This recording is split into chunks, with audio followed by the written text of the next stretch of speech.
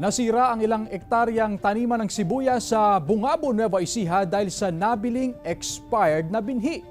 Ang detalye sa ulat ni Russell Simorio. Lugi raw ang ilang magsasaka sa barangay Arriendo, Bungabo, Nueva Ecija dahil sa pagkasira ng kanilang mga pananim na sibuyas. Ayon sa ilang magsasaka, dahil ito sa nabiling binhi ng sibuyas na nadiskubreng expired na umano.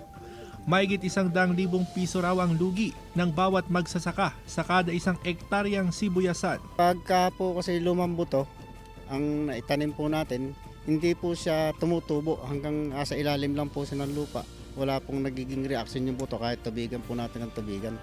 Ayon sa Bungabon Municipal Agriculture Office, nagsasagawa na sila ng investigasyon sa pagkasira ng ilang pananim na sibuyas at para malaman kung saan galing ang mga nabiling onion seeds. Maging intervention lang po namin kasi nag-a-assist sa kanila para mailapit dun sa company. Samantala, sa monitoring ng otoridad, mahigit 10 ektaryang taniman ng sibuyas ang nasira ng mga pag-ulan. Ang ilang magsasaka, pilit na isinasalba ang mga natirang punla sa kanilang mga taniman. Ulit po ng tanim. Kasi po dala nung hindi sila makakabawi kung hindi sila mag-uulit. Yun po ang kwan dito sa sibuyas. Pagka po talagang natapat na pag-ani mababa lang siya, talagang naghahabol po yung gano'n.